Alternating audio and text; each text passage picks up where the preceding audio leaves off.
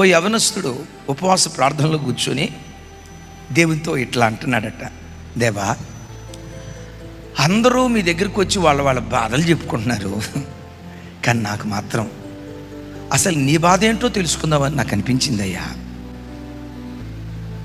నా తెలుగు మీకు వినపడిందా? నేను తెలుగులోనే చెప్పేది. దేవా, అందరూ మీ దగ్గరికి వచ్చి వాళ్ళ బాధలు చెప్పుకుంటున్నారయ్యా. నా ఆశ ఏంటంటే, దేవా, నువ్వు ఎంత దేవుడు అయినా నీకు కూడా కొన్ని బాధలు ఉంటాయి కదయ్యా, నీ బాధలేంటో నాకు చెప్పయ్యా. నాకు చేతనైతే, నాకు సఖ్యమైతే ఆ కృప కూడా నువ్వు నాకు ఇస్తే నీ బాధలు ఎంతో కొంత తగ్గించేటట్టుగా నేను నా ప్రయత్నం చేస్తానయ్యా అని ప్రార్థనలు అడుగుతున్నాడట. దేవా, నీకు ఏ బాధలు ఉన్నాయో ఒకసారి చెప్పయ్యా అని. నేనంట ఈ ప్రార్థన చేసినందుకు ఆ ప్రార్థన విని దేవుడు ఊరుకోరా నాకేం బాధలు అని ఉంటాడా? దేవుడు మంత్రముగ్ధుడై ఉంటాడా? దేవుడు మురిసిపోయి ఉంటాడా? మౌనం అయిపోయి ఉంటాడా? పదే పదే పట్టుదలతో అడుగుతూ ఉంటే ఒకరోజు దేవుడు నిజంగానే కలలో దర్శనంలో ప్రత్యక్షమై దేవుడు మాట్లాడుతున్నాడట. నా కుమారుడా, నాకు బాధలు ఉన్నాయిరా. దేవా, నీకు బాధలు ఉన్నాయా? ఉన్నాయిరా. ఏంటయ్యా నీ బాధ?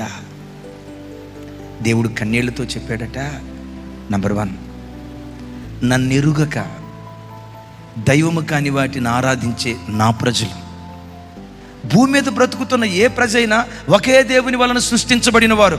ఈ ప్రజలందరూ తండ్రి అయిన దేవుని వలన సృజించబడిన వారు. వాళ్ళు నన్ను ఆరాధించకపోయినా వాళ్ళు నా పిల్లలే. నేనెవరో ఎరుగక దైవము కాని వాటిని ఆరాధిస్తున్నారు ఒక గుంపు.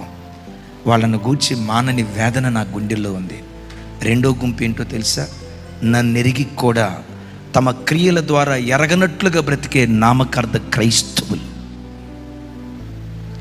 ఎరగని ప్రజలను కూర్చున్న బాధ ఒకవైపు, నేనెవరో ఎరిగి, నా వాక్యం ఏంటో ఎరిగి, నా సన్నిధిలో ఎలా బ్రతకాలో ఎరిగి తప్పు చేస్తున్న నామకార్థ క్రైస్తవులు నా రక్తంతో కడగబడి నా సన్నిధికి వచ్చి, నా మందిరానికి వచ్చి, నా వాక్యమని ఇన్ని కార్యక్రమాలు చేస్తున్న నా గాయాలు రేపే నా ప్రజలు.